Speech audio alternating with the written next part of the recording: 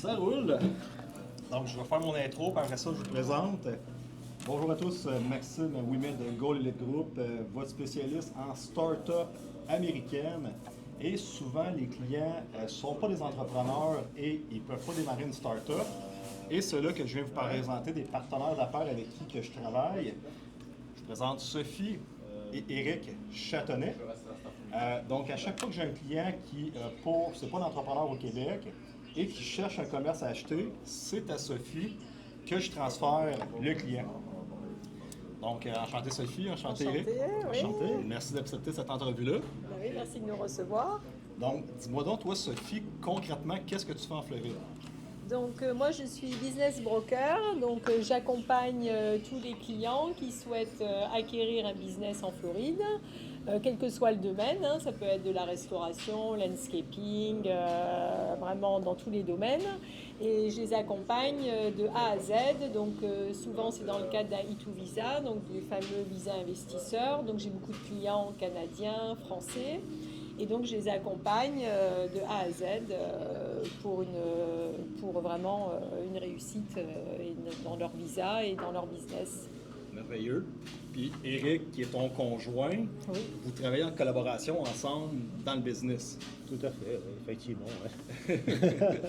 Oui, ben, on s'est beaucoup développé, j'ai beaucoup plus de demandes et donc Eric m'a rejoint et nous travaillons ensemble tout à fait avec les clients. 100% du temps dans le business de brocage. Maintenant, c'est 100% du temps qu'on y passe du temps. 100% de Ok, temps, oui. tout à Donc fait. on est membre du BBF, ce qui est le Business Brokers of Florida. Donc on a accès à toute la plateforme, c'est un petit peu comme le MLS pour des maisons, mais pour Ok. les business. Donc vous avez tous les brokers mettent leur listing sur cette base de données. Donc les miens aussi sont inclus dedans.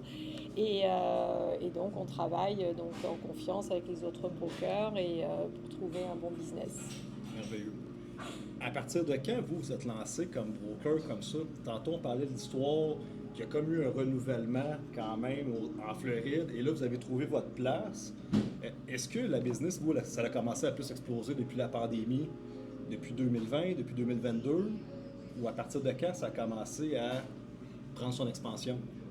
Ben nous, pour nous, l'expansion a vraiment pris, oui, après la pandémie, hein, depuis 2022, je dirais, ça vraiment, on a vraiment de plus en plus de demandes et on se est vraiment actuellement énormément. Hein. Énormément. On a vraiment, Oui. cette semaine, je crois qu'on a, Une dizaine, je on crois a qu'on a cette semaine, on a au moins 10 10 visiocalls, Zoom, 10 oui. visiocalls et 2 ou 3 rendez-vous en personne avec les clients. Oui, parce Ok. qu'après on accompagne, on travaille vraiment sur toute la Floride, donc on va même sur la West Coast. Nous on est basé sur Palm Beach, mais on se déplace également quand le client fait le déplacement, on va visiter avec lui les business.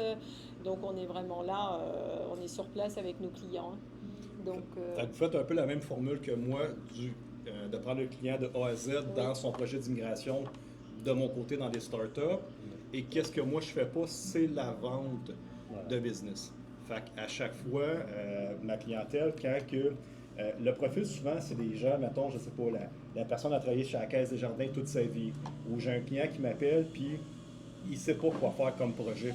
Puis si tu n'es pas déjà entrepreneur au Québec, ben je peux pas demain matin t'ouvrir une compagnie de construction. Ben, ça marche pas.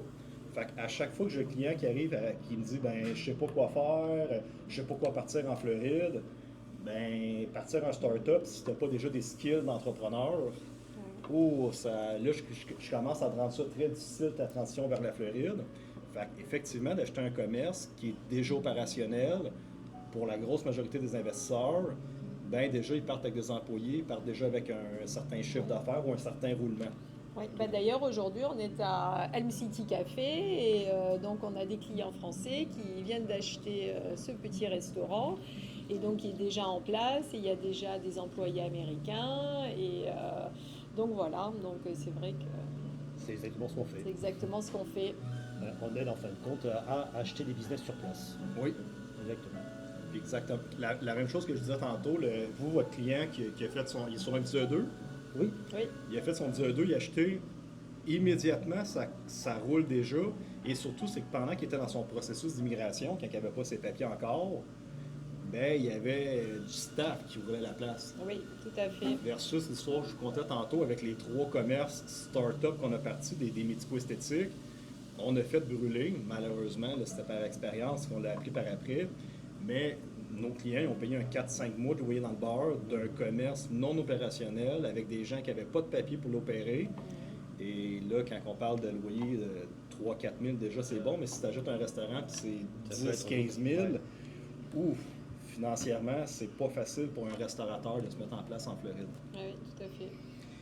Les gens vont poser la question, parce que c'est tout le temps la question quand on vient d'ailleurs, Sophie et Éric, comment vous avez obtenu, vous, votre visa, votre permanence? Ça a été quoi votre chemin déjà? Donc nous, on est un peu un cas particulier. Moi, je suis franco-américaine. OK. Donc, je suis née à New York. J'ai un père new-yorkais et une maman française. Donc, j'ai la double nationalité. Donc, moi, je ne suis pas passée par tout ce processus de visa. Donc, voilà, pour moi, ça a été beaucoup plus facile. Oui. Voilà, mais bon, par contre, on accompagne tout le monde. On voit comme c'est difficile et on essaie On vraiment comprend. d'accompagnement. On comprend bien la situation. C'est pour ça qu'on essaye d'être là vraiment du début à la fin, même avec l'ouverture du compte bancaire. Et on est là tout le temps. Exactement. Voilà. Mais tu as un accent français, ça veut dire Oui. est-ce que tu as habité pendant une certaine période de temps en France? Oui, je suis partie des États-Unis. J'étais enfant, j'avais 6 ans et mon père est resté sur New York et ma mère on était en France, donc on est rentré en France. J'avais 6 ans, voilà. Et après, je suis allée back and forth entre les États-Unis et la France, voilà. OK. Et là, on a choisi la Floride pour le soleil et la chaleur. Voilà, on adore et l'océan. Depuis combien de temps vous êtes en Floride? Parce que ce move-là a été fait, vous vous êtes rencontrés en France? Oui. Oui. Vous ça êtes fait- mariés en France? Oui. Lui il était déjà wise, il a dit oh, c'est une américaine. Même pas. Même pas. À vous. Même pas, non. Oh, non, parce que quand on s'est rencontrés, on n'avait pas du tout, moi j'avais pas du tout à l'esprit de venir vivre aux États-Unis. OK. C'est au fur et à mesure que la France est devenue, donc on a décidé il y a à peu près maintenant 9 ans, ça fait bientôt 9 ans qu'on est là, sur le sol américain. Et donc moi, Sophie était franco-américaine, donc moi l'avantage j'ai eu la green card par intermédiaire de ma femme. Et maintenant, je suis franco-américain aussi. J'ai eu la nationalité, j'ai la double nationalité aussi. Ah, ben, félicitations, tant mieux. Merci. C'est bien. Fait que quand même, là, c'est intéressant parce que vous êtes parti de la France. Puis là, ça, c'est un volet qu'on parle beaucoup avec les clients. Fait que tu as parlé que la France dégringole. On s'entend, si on parle de politique, économie, la plupart des gens qui vont nous regarder, je pense qu'on a tous compris la même chose. Tout à fait. Moi, j'ai beaucoup de clients français du Québec qui ont quitté la France Qui sont passés par le il y a Québec. 10-15 ans parce qu'ils voulaient la liberté puis ils voyaient ce qui se passait en France. Et maintenant, ils font comme il faut qu'on s'en aille du Québec. Là. C'est en train d'être c'est détruit. Je vois le même scénario de ce qui se passe en France, je le vois ici. Eh ouais, Je m'en vais.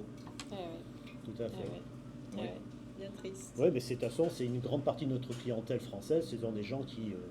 Ce ne sont pas des milliardaires, ce sont des gens qui sont comme vous et nous, qui sont des entrepreneurs la plupart du temps, et qui ont décidé de partir malheureusement avec regret. Souvent c'est avec regret parce que le pays, la France, est un magnifique pays, mais ils se disent que bon, c'est fini, ils n'ont plus d'avenir, surtout pour leurs enfants. Donc ils viennent ici, ils vendent leur maison, ils vendent leur business aux États-Unis, et ils viennent avec l'argent qu'ils ont, et voilà. Et nous, on essaye et nous derrière, on les aide à trouver le business qui leur convient, et on les aide dans tout le processus. Merveilleux. Est-ce que les Français de France ont encore financièrement en 2026 la capacité de déménager vers les États-Unis, sachant quand même que nous, au Québec, ça fait peut-être 5 ans que là, l'économie, on le voit que ça plante, mais en France, ça s'est passé avant. Aujourd'hui, vous, il y a encore des Français qui ont la capacité financière. Parce qu'on s'entend, si tu restes 30 ans de plus au Québec, tu peux plus faire un mot à un moment donné. Oui, pour l'instant. Oui, on a tous les budgets. On a des budgets qui vont, on va dire, de 150 000, 200 000 $, avec des budgets beaucoup plus importants. Oui, effectivement, on a tous les budgets. Après, c'est vrai qu'il faut quand même, pour venir malheureusement s'expatrier, il faut quand même un certain apport en cash, parce que c'est ça le visa E2 investisseur aussi, c'est qu'il faut quand même un certain apport en cash dans un business et dans la vie ici aux États-Unis. On ne peut pas venir avec malheureusement zéro. Non, effectivement. Non, ça serait trop beau. Ça serait trop beau, mais en même temps, c'est qu'ils le font dans nos pays natals, qui amènent des gens qui viennent profiter de nos ressources, et on voit qu'est-ce que ça fait. Fait qu'en même temps, j'aime bien mieux me relocaliser vers la Floride. Moi, j'ai apporté un capital ici, moi, je crée de la business puis du plus-value, versus importer du monde du tiers-monde. Ah oui, que des qui viennent aides, profiter du système. des aides. La vie est différente ici, oui, effectivement. Ici, de toute façon, l'avantage, c'est que nous, on le remarque tous les jours, c'est qu'on a beaucoup plus d'opportunités maintenant qu'ici qu'on a eu en France, et qu'ici, si on est travailleur, il y a la possibilité. Voilà. C'est pas encore un endroit où on peut vivre des aides de l'État, on ne pourra pas vivre des aides de l'État ici. Donc ici, il faut travailler, mais si vous êtes un travailleur, effectivement, On peut encore réussir. Voilà, le rêve américain existe encore. Exactement. Le rêve américain existe encore. Oui, effectivement. Ouais. Fait que vous, à date, depuis les 9 dernières années, vous êtes ici, vous n'avez jamais regretté votre move d'être relocalisé vers la Floride? Pas du tout. Ben, Aucun ça regret. doit faire au moins 5 ans qu'on n'est pas rentré en France. Ah oui, OK. Ouais. Même Non. pas aller voir de la famille Non. ou Non. dire, Non. venez nous voir à la place, mais je ne mets Ouais. pas les pieds là-bas. On Non. ne met pas les pieds en France. Non, et puis ici, on a les Bahamas à côté, Costa Rica, c'est pas très loin, Ouais. donc on On est allé voyage à Las vraiment Vegas, autour, on va faire l'Utah, on va faire les États américains. Il y a tellement de choses déjà à voir ici que. Ben oui, définitivement. Là, vous avez un groupe Facebook aussi. Par quelle méthode vous passez pour faire votre acquisition de clients? Est-ce que vous avez des pubs qui roulent sur les réseaux sociaux? Ou c'est par votre groupe Facebook, c'est le bouche-oreille? Oui, bah, t'as le groupe Facebook, c'est Eric qui l'anime énormément. hein. Ouais, on a un groupe C'est Facebook qui s'appelle Moving to Florida with E2 Visa. Oui. Donc oui, avec ça, effectivement, on a beaucoup de retours. On explique énormément de choses sur ce groupe-là. On partage énormément de choses qui retrouvent ces éléments gratuitement sur notre groupe. Et après, bien sûr, on fait de la communication sur des différentes plateformes.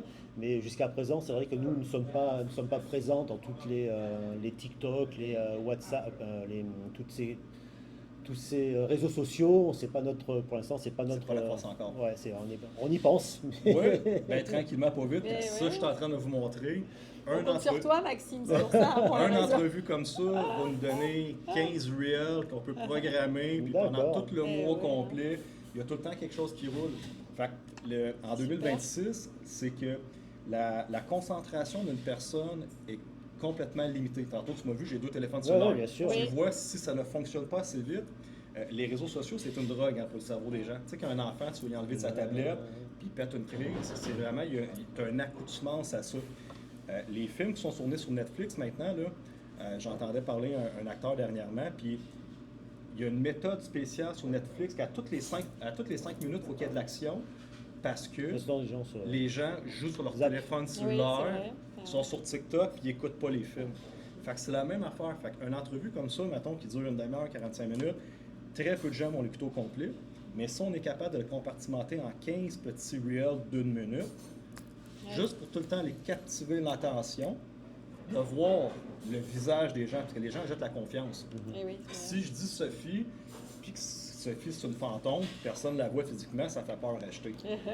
Mais si depuis un an, je te vois tous les semaines sur mon Facebook, oh, elle est encore en Floride, elle vend encore des maisons, ben, on doit savoir qu'est-ce qu'elle fait, tu sais. oui, effectivement. Ouais. tout Fait à que fait. puis c'était la raison du pourquoi que je voulais faire une entrevue avec vous, parce que à chaque fois que je réfère un client vers Sophie, ben je veux que la clientèle soit comme ah ben oui, ils se connaissent pour de vrai, ils font de la business ensemble. Fait que c'est important que le client dans son mindset, il voit la relation juste pour bâtir la confiance. De toute façon, nous, ce qu'on fait avec les clients, la plupart du temps, c'est la première relation, c'est par visio. Comme ça, on a Ok. quand même en face, on a un visuel de la personne qu'on est en face, et ils ont aussi un retour, en fin de compte, de la personne qu'ils ont en face. Et ça crée un lien de confiance, déjà. Oui. Effectivement, ouais. C'est d'entrée, on demande une visio pour qu'on ait à voir à qui on a affaire en face. Et eux, pareil. Merveilleux. Fait que ça fait partie de votre processus, de votre funnel, Ouais. de dire si la personne ne se présente pas dans une visio, peut-être qu'on ne perdra pas notre temps avec parce Ouais. qu'il n'est peut-être pas vraiment engagé ou Tout à fait. prêt à faire quelque chose. Tout à fait. Est-ce que les gens, parce que moi je commence à regarder à un moment donné pour peut-être charger 200$ l'appel ou quoi que ce soit, parce que on parle à beaucoup de monde quand Ouais, même, ouais, puis la grosse, tu sais, je peux pas prendre l'appel et dire Ouais. t'as-tu 100 000? ouais, ouais. Et c'est froid un peu. Ouais. Mais, je te présente un restaurant, tu vois, il est 300 000, puis tu j'ai 2 000 dans mon compte de banque. Ouais, c'est ça. Ouais. Ouf, ouais, mais là, ça fait 30 minutes qu'on parle, Ça sert à ton rien. rêve ne marchera pas. C'est quoi votre processus de vente? Y a-t-il comme un formulaire que vous envoyez? qu'est-ce que tu cherches, quel montant tu veux investir Non, avant alors, d'engager une oui, conversation? c'est vrai, non, on ne le fait pas encore. C'est vrai qu'on est, bon, il y a une première approche. Souvent, ils nous contactent soit par le groupe Facebook, soit directement par le website, soit une fois j'ai des emails ou c'est des références bouche à oreille, word of mouth, ils nous appellent. Donc, souvent, ou c'est par text message, beaucoup par WhatsApp. Là, on demande, ils nous disent, Quelques ouais, on a un informations. projet d'expatriation, on aimerait bien que vous nous accompagniez, on cherche un business. Donc, on propose un visio, un Zoom, OK.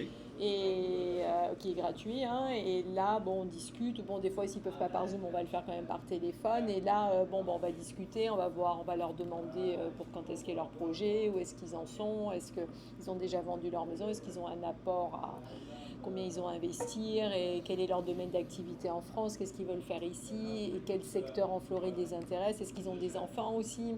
Et parce qu'après, c'est vrai qu'il y a toutes les écoles, donc après, il faut aussi se loger. Oui. Donc il faut trouver le business, mais quand ils viennent souvent avec des familles et des jeunes enfants, il faut quand même des bonnes écoles publiques. Donc on leur demande pas mal de questions aussi pour cerner, parce que c'est quand même important d'avoir le logement pas trop loin du business, parce qu'ici, il y a beaucoup de trafic. Hein, donc voilà, il y a toute une marge de questions et on analyse. Donc on passe à peu près quand même bien 1 heure à chaque fois. Facilement 1 heure de visioconférence. Une heure de visio. C'est souvent même plus. Voilà. Et donc après, là on détermine si c'est sérieux ou si c'est juste voilà. L'avantage avec vous quand même, vu que vous êtes des brokers commerciaux, mais vous avez la licence real estate aussi. Oui. Ça veut dire que le client qui achète un business, en même temps, tu peux l'accompagner soit dans l'achat d'une propriété ou la location temporaire. Oui, c'est ce qu'on fait. Oui, tout à fait. C'est ce qu'on fait souvent. Et après, c'est pas parce que quand on achète un business, il va falloir être aussi approuvé par le landlord, par le propriétaire. Donc souvent, le problème quand on vient de l'étranger, quand c'est un E2 visa, ils ont pas il n'y a pas de Social Security Number, il n'y a pas de credit score, il n'y a aucun passif. C'est comme être un nouveau-né. Donc il y a toute une négociation avec le landlord qui se fait. Okay. Et après, pour la recherche, donc si on arrive à passer tout ce cap, après pour le logement, c'est un petit peu la même situation qui se pose. Donc s'ils veulent louer, suivant aussi le propriétaire, il peut réclamer, des fois il réclame 1 an de loyer, 6 mois de loyer, donc ça nous est arrivé qu'on essaye de négocier aussi pour eux, en expliquant qu'ils ont acheté un business, donc c'est vrai qu'on essaye vraiment d'être là pour le business, et après s'ils souhaitent louer ou acheter, on essaye de les accompagner. Est-ce que c'est beaucoup plus facile quand même pour le client de négocier par un broker pour la location, mettons son domicile privé, que versus la personne qui arrive tout seul puis qui essaie de faire ses démarches avec un broker? Le landlord, il doit avoir une certaine confiance quand même. Alors quand ça passe avec un broker. C'est mieux de quand même passer par un broker, et en plus des fois il y a la barrière de la langue aussi, et donc on est là vraiment, et des fois ils savent pas, parce que quand c'est pour des logements, ça va dépendre, des fois ça va être entre brokers, mais des fois ils vont voir une annonce et ça va être directement par le propriétaire. Donc ils connaissent pas tous, le E2 visa, c'est pas tout le monde, et souvent quand c'est que des realtors qui vendent des maisons, spécialement quand ils sont américains, ils sont pas vraiment pour eux un visa investisseur, mais c'est quoi? Donc on essaye d'expliquer, il y a toute une étape un peu de confiance, et d'expliquer, ça se passe comme ça, on est vraiment spécialisé, on peut vous donner des garanties, c'est sûr que c'est plus facile d'utiliser un broker, et c'est qui ne vous coûte rien, puisque de toute façon, pour l'acheteur, on est payé, c'est pas l'acheteur qui paye. Donc Tu me disais tantôt, Éric, là, c'est important d'en parler, les brokers de la Floride, mettons les gens qui ne font pas affaire avec votre équipe, c'est quoi la lacune majeure? Mettons, je m'appelle un broker, il est à Miami. Un broker américain, on va dire que beaucoup de brokers américains ne comprennent pas la spécificité du visa E2. Okay. Donc l'avantage, c'est qu'en passant par Sophie, on a l'expérience. Donc on sait comment établir un contrat pour protéger en fin de compte la personne qui vient pour un visa E2. Voilà. Et puis je dirais qu'en fait le broker américain, le business broker américain, il va vraiment, donc ils vont signer, donc le potentiel acheteur va signer une NDA, par exemple directement avec le listing broker, qu'on va dire qu'il est américain. Il va vraiment lui dire, ok, tu veux acheter le business, c'est comme ça, les étapes sont là. Mais après, pour l'accompagnement Pour le E2 Visa, il n'y a plus personne, il n'y a plus personne. Il veut vendre le business et voilà. Et après, ah ben là je fais comment? J'ai pas de compte bancaire. Ah ben mince, mon POS, donc mon système de paiement, par exemple si c'est un restaurant, bah mince, j'ai pas de Social Security Number, donc comment je fais puisque je peux pas reprendre. Je peux pas, j'ai pas de société, donc je peux pas avoir Square, je peux pas avoir Clover, je peux pas avoir Toz, donc comment je fais? Donc tout ça, oui, c'est beaucoup de gestion, c'est compliqué. nous on investit énormément d'heures, de temps avec le client qu'on charge pas. On charge pas. Donc c'est vrai qu'ils ont un accompagnement complet. Et bon, il y a beaucoup de clauses suspensives, donc si on met la clause suspensive, donc ça existe pour le E2 Visa. Bon, c'est pas approuvé par tous les vendeurs, mais bon, la clause existe. Après, il y a des clauses suspensives pour les protéger par rapport au landlord, qui soient bien approuvés et que les termes du lease leur conviennent. Parce que des fois, ils peuvent réclamer jusqu'à 8 mois de lease. Enfin, donc voilà. Donc, Et moi, mon histoire personnelle en 2022, je ne connaissais pas. Quand j'ai fait mon propre Visa 2, j'ai tenté d'acheter 2 commerces. Un barbershop et un salon de coiffeur, puisque j'étais dans le domaine de l'esthétique aussi au Québec avec Scalpelite. Et ils ont tenté de me passer des petites vites. Je faisais affaire avec un broker américain. Le premier commerce que j'ai tenté d'acheter, le barbershop, quand j'ai fait mon due diligence, il y avait, quand ils m'ont donné les papiers, il y avait comme juste 3 mois d'antécédents.